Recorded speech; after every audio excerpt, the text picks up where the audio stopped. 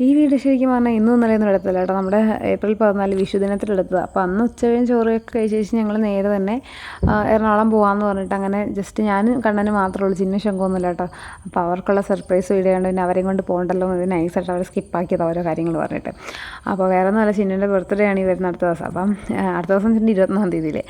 അപ്പോൾ നമ്മൾ പറഞ്ഞ എന്താ ഗിഫ്റ്റിൻ്റെ കാര്യം. അപ്പോൾ അത് ഞങ്ങൾ വിചാരിച്ചു നമുക്ക് ഭീമേൻ്റെ സിൽവർ ജ്വല്ലറിയിൽ നിന്ന് ഒരു ഗോൾഡല്ല സിൽവർ പാസരം വാങ്ങിക്കാം. പുള്ളിക്കാരിക്ക് ഗോൾഡിൻ്റെ പാസരമൊന്നും വലിയ ഇഷ്ടമല്ല. എന്ന് വെച്ചാൽ കല്യാണത്തിന് ടൈമിൽ നമ്മൾ എടുക്കാൻ പോയപ്പോൾ പുള്ളിക്കാർ പറഞ്ഞാൽ ഗോൾഡിൻ്റെ പാസരം വേണ്ട, അയാൾക്ക് വെള്ളി പാസരം മതി എന്ന് പറഞ്ഞിട്ട് അതും ഈ പാസരം എന്നല്ല കേട്ടോ പറയണം, ഭയങ്കര വലിയ പാസരമില്ല, 16,000 17,000 20,000 രൂപയുടെയൊക്കെ പാസരം പറയണേ. അപ്പോൾ ഇവിടെ ചെന്ന് നോക്കുമ്പോഴത്തേക്കും 6,000 7,000 പറഞ്ഞു. അപ്പോൾ അത്ര രൂപയ്ക്ക് വാങ്ങിക്കാനാണ് പിന്നെ ഗോൾഡിൻ്റെ ഒരു മൂക്കുത്തി അല്ലെങ്കിൽ കമ്മലൊന്നും വാങ്ങിച്ചു കൊടുത്താൽ പോലെന്ന് കണ്ണൻ ചോദിച്ചു. ഫാൻസിക്കാണെങ്കിൽ 3,000 4,000 രൂപ വേണം. അപ്പോൾ പിന്നെ ഞാൻ വിചാരിച്ചു എന്ത് കാര്യത്തിനാണ് ശരിയാണല്ലോ എന്ന് വിചാരിച്ചിട്ട് ഞങ്ങൾ നേരെ ഭീമേൻ്റെ ഈ ജ്വല്ലറിൽ വന്നു, അതായത് ഗോൾഡൻ ജ്വല്ലറി വന്നപാട് ഭയങ്കര തിരക്ക് കേട്ടോ, ഭയങ്കര നല്ല തിരക്ക്. അപ്പം ഞങ്ങളോട് 5 മിനിറ്റ് വെയിറ്റ് ചെയ്യാൻ വരെ പറഞ്ഞു, അത്ര തിരക്ക്. അപ്പോൾ ഞാൻ നോക്കുമ്പോഴത്തേക്കും ഈ ചെക്കനാണെങ്കിൽ ചായ വാങ്ങിക്കുടിക്കുന്നു. അപ്പോൾ ഞാൻ ചോദിച്ചു നീ ഭീമയിൽ വന്ന് സ്വർണ്ണം വാങ്ങിക്കാനോ ചായ കുടിക്കാനോ? അതായത് കോഫി ഷോപ്പിൽ വന്ന് ചായ പറഞ്ഞ ലാഘവത്തോടെ അവൻ ചായ വാങ്ങിക്കുടിക്കുന്നത്.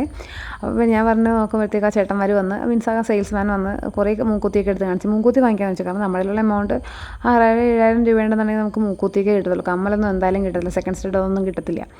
അപ്പോൾ പിന്നെ നല്ലൊരു മൂക്കുത്തി വാങ്ങിക്കാമെന്ന് വെച്ചിട്ട് നോക്കിയപ്പോഴത്തേക്കും കുറേ എണ്ണം കൊണ്ടുവന്ന് എനിക്കൊന്ന് ഓൾമോസ്റ്റ് എല്ലാ ടൈപ്പും എൻ്റെ കയ്യിൽ ഉണ്ട്. എൻ്റെ കയ്യിൽ നിന്നുണ്ടെങ്കിൽ ഞാനും ചിന്നും മാറി മാറിയല്ല ഇടുന്നത്, എല്ലാ ഗോൾഡും അങ്ങനെ മാറി മാറി ഇടുന്നത്. അപ്പോൾ ഒരു 10-25 സെറ്റോളം എൻ്റെ കയ്യിലുണ്ട്. വേണമെങ്കിൽ ഒരു ദിവസം ഞാൻ മൂക്കുത്തിയുടെ കളക്ഷൻസ് കാണിച്ചു തരാം കേട്ടോ. നിങ്ങൾ പറഞ്ഞ് മാത്രമേ കാണിക്കത്തുള്ളൂ, അല്ലെങ്കിൽ ഞാൻ കാണിക്കത്തേയില്ല.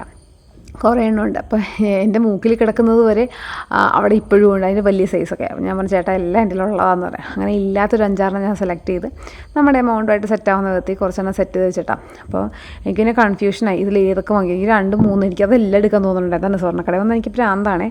ഞാൻ ഇപ്പോൾ ഞാൻ നാഗവല്ലി ആവുന്നടാന്ന് പറഞ്ഞു. എനിക്ക് ഏറ്റവും ഇഷ്ടം ഗോൾഡ് വാങ്ങിക്കുന്നതാണ്. വേറെ എന്തിനേക്കാളും എനിക്കിഷ്ടം ഈ ഫാൻസി ചിന്നുവാണെങ്കിൽ കുപ്പികളൊക്കെ വാങ്ങിക്കുന്ന സമയത്ത് എനിക്ക് എന്തോ അതൊന്നും വലിയ താല്പര്യമില്ല. ഈ ഗോൾഡിൻ്റെ ഒരു കുഞ്ഞ് പൊട്ടാണെങ്കിൽ ശരി എനിക്കെന്തോ ഭയങ്കര സന്തോഷമാണ്. ഗോൾഡിൻ്റെ കാര്യത്തിൽ എനിക്ക് ആരും കൈവശം തന്നിട്ടുണ്ട് ഗൈസ്, പറയാതിരിക്കാൻ പറ്റത്തില്ല. എനിക്ക് കുഞ്ഞ് സാധനം എനിക്ക് ആരെങ്കിലും ഗിഫ്റ്റ് ചെയ്യണമെന്ന് വെച്ചിട്ടുണ്ടെങ്കിൽ അപ്പോൾ തന്നെ ഞാൻ പറയും എനിക്ക് ഗോൾഡിൻ്റെ എന്തെങ്കിലും വെച്ചാൽ എനിക്കത് മാത്രമേ ഇഷ്ടമുള്ളൂ.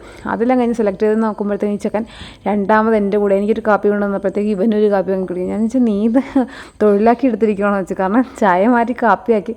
പറയാതിരിക്കാൻ പറ്റില്ല കേട്ടോ, പൊട്ടക്കാപ്പിയായിരുന്നു, എനിക്കിഷ്ടപ്പെട്ടൊന്നുമില്ല, വലിയ സുഖമൊന്നുമില്ലായിരുന്നു. പിന്നെ കുഴപ്പമില്ല.